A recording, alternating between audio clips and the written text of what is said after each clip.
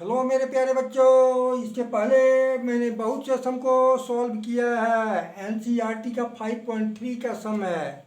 ठीक है। मैंने आपको प्रॉमिस किया था कि एनसीईआरटी के प्रत्येक सवाल को मैं आपको सॉल्व करूंगा अपने चैनल के माध्यम से। इसलिए आप लोग प्रेम से मेरे चैनल के माध्यम से एनसीईआरटी के प्रॉब्लम को देखने की कोशिश करें और देखने के साथ उसको शेयर करने की भी कोशिश करें और एलर्ट करने की भी कोशिश करें। ठीक है मेरे प्यारे बच्चों, now I am going to start the question number 7। ठीक है, 7 में क्या है मेरे प्यारे बच्चों? डी का वैल्यू दिया हुआ है और जो है 22 and D term is one कितना है 149। तो 22 and D term is 49। This is means last term. This is means 149 ये हमारे लास्ट टर्म कहलाए 20 का। और एन यहाँ पर कितना हो गया 22 हो गया। ठीक है, डी का वैल्यू कितना है 7 है। हमें क्या ज्ञात करना है? फाइंड दी सम ज्ञात करना है। तो सम को ज्ञात करने के लिए हमें क्या ज्ञात करना चाहिए? ए मालूम होगा, एन मालूम होगा, डी मालूम है। ए को केवल इसमें ज्ञात करना है। ए को ज्ञात करना है। ए को ज्ञात करने के बाद सम हमारा ज्ञात हो जाएगा। एल एल बराबर है 149 ए पालक n minus 1 into d is equal to 149। A पालक एन के प्लेस पर 22 को मैंने पुट कर दिया, डी के प्लेस पर 7 को पुट कर दिया। ठीक है, 22 में से 1 गया तो कितना बचा 21। 149 ए इज इक्वल टू 21 समझा 147 149 therefore 149 minus 147 this is equal to 2। we get result a is equal to मेरे प्यारे बच्चों क्या मिला 2। s का वैल्यू आप निकाल लें। s बराबर n/2 n/2 नहीं तो ऐसा कर सकते हैं n/2 a प्लस l। ठीक है, n/2 n का वैल्यू कितना n का वैल्यू कितना है 22 ए का वैल्यू अभी आप क्या निकाले हैं 2 और लास्ट टर्म कितना है 149। ठीक है, तो ये 2 डिवीजन हो गया 11 मल्टीप्लाई कितना 149 मल्टीप्लाई ये कितना होगा 152 151 से इसको मल्टीप्लाई कर देंगे तो क्या रिजल्ट प्राप्त करेंगे आप 11 1 जा 11 रेस्ट 1 11 5 जा 55 प्लस 1 56 तो कितना बचेगा ये 11 1 जा 11 रेस्ट 1 11 5 जा 55 प्लस 1 56 5 11 1 जा 11 प्लस 5 16 है ना। ये हमारा रिजल्ट मिला मेरे प्यारे बच्चों। तो रिजल्ट एस इक्वल टू 1661। अब हम लोग चले कितने नंबर के सम में? अब हम लोग ये 7 नंबर का सम था, अब हम लोग चलेंगे 8 नंबर के सम में। समझे मेरे प्यारे बच्चों? Find the sum of 51 term of an AP whose second term and third term. Second term कितना है मैंने आपको बार बार कहा है। सेकेंड टर्म कितना है सम में 14 और थर्ड टर्म कितना है थर्ड टर्म है 18। सबसे पहले हम कॉमन डिफरेंस ज्ञात कर लेंगे। थर्ड मैंने बताया था when the difference of two consecutive terms are the common difference है ना। 18 माइनस 14 इज इक्वल टू कितना मिला 4 हमारा क्या हो गया मेरे प्यारे बच्चों डी हमारा हो गया second means second is equal to 14 a plus इसको क्या कर सकते हैं second term a plus d equal to 14 a d का वैल्यू का क्या रख देंगे 4 ये 14 a equal to 14 minus 4 is equal to a equal to कितना मिला 10 है ना। अब यहाँ पर आप देख लें सेकेंड टर्म है। सेकेंड टर्म जैसे फर्स्ट टर्म तो फर्स्ट टर्म हो गया। Second term a plus d तो a plus d equal to 14 इसलिए a d के वैल्यू को रख दिया। इससे वैल्यू हमारा क्या मिल गया 10। हमको क्या ज्ञात करना है 51 टर्म्स ज्ञात करना है। आराम से कर लीजिए एस 51 51 51 बाय 2 2a ए के प्लेस पर क्या दे देंगे 10, 2a plus n minus 1, n 51, 51 minus 1 50, और डी के जगह पर क्या दे देंगे, डी के प्लेस पर अभी यहाँ पर निकाले हैं 4, हो गया क्लियर। 51, 51/2, 10 2 या 20, यहाँ पर क्या कर देंगे 200, तो 51/2 दोनों को ऐड कर दें 220, यहाँ पर डिवीजन हो गया, कितना हो गया 110, 110 को 5 से मल्टीप्लाई करें, 11 1 जा 11, रेस्ट 1, 11 5 जा 55 प्लस 1 56, और यहाँ पर क्या दे दें 0, है ना। ठीक है मेरे प्यारे बच्चों 5610, this is the result answer. ये हमारा 8 नंबर का सवाल है। ठीक है अब हम लोग चलेंगे किस नंबर के सवाल में, हम लोग चलें 9 नंबर के सवाल में। इसलिए मैं इतनी इजी तरीका से मैं आपको बताने जा रहा हूँ कि आप लोगों को किसी प्रकार का प्रॉब्लम क्रिएट नहीं हो, समझे। यदि प्रॉब्लम थोड़ी सी भी आपको क्रिएट होता है तो आप जो है आप चैनल के माध्यम से कमेंट कर हमें बता सकते हैं कि किसी प्रकार का अगर कोई प्रॉब्लम है तो फिर मैं उसकी समाधान करने की कोशिश करूँगा। ठीक है क्योंकि आपके साथ मैं पूरे एग्जामिनेशन तक मैं आपके साथ हूँ, क्योंकि मेरे चैनल के माध्यम से मैं यह सोच रहा हूँ कि मेरे कोई भी विद्यार्थी थोड़ा सा भी जो है परेशानी का सामना नहीं करना पड़े। अब 9 नंबर का सवाल है, the sum of first 7 terms of an AP is कितना 49, 7 terms of an AP and that of 17 term is 289, है ना।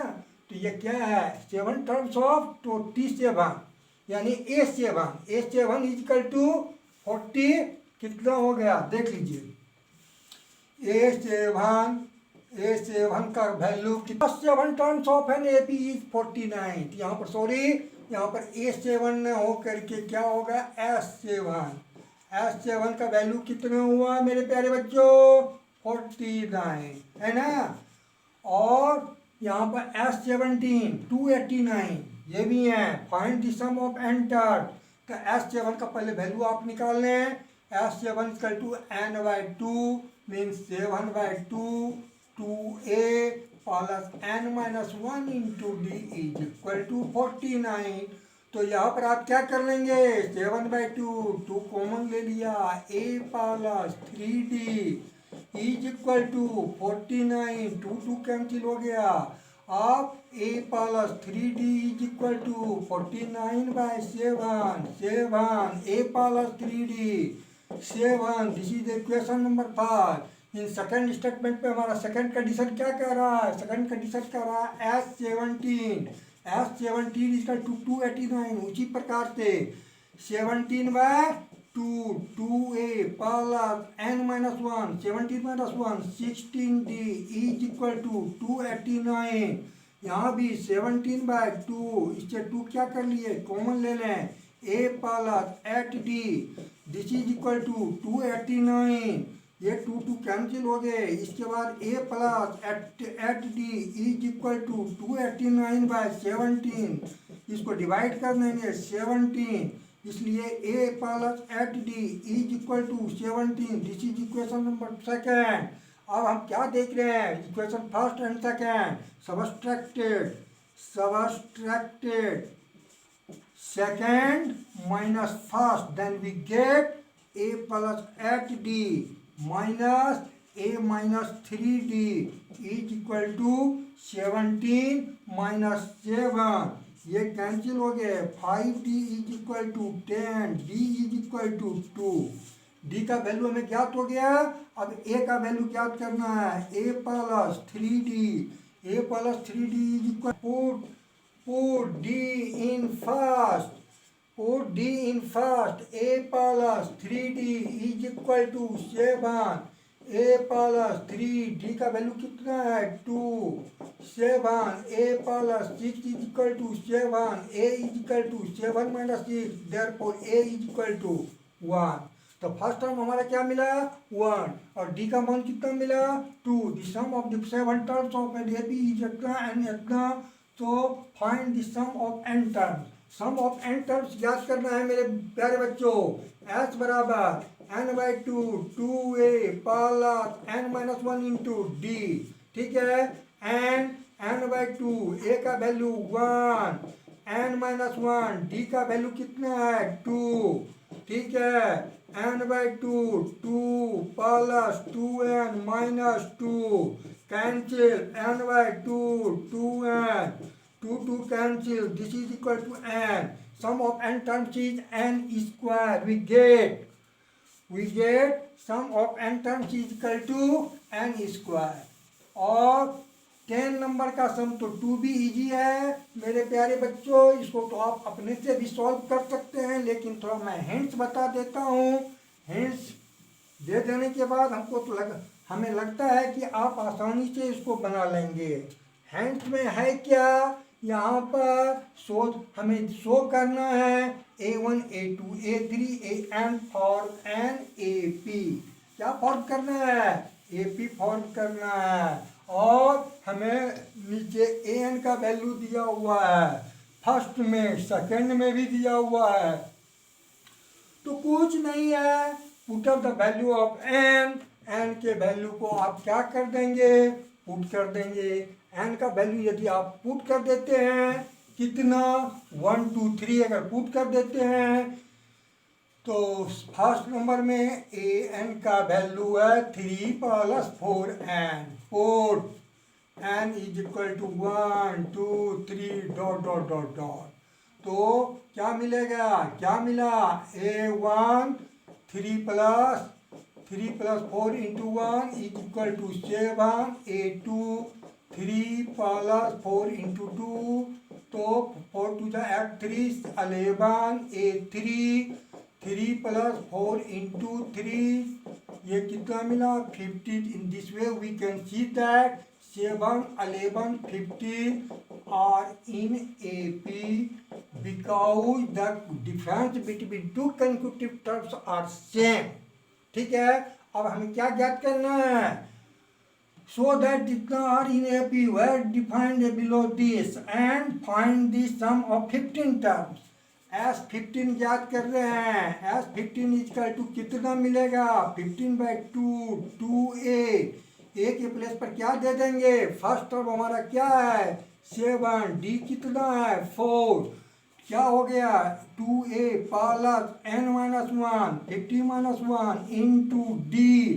डी के प्लेस पर क्या दे देंगे, डी के प्लेस पर मैंने यहाँ पर दिया है 4।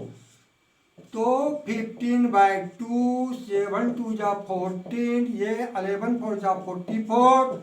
तो 15 बाई 2 यहाँ पर ऐड कर दें 4 4 8 4 5 50 29 को 15 से मल्टीप्लाई करें।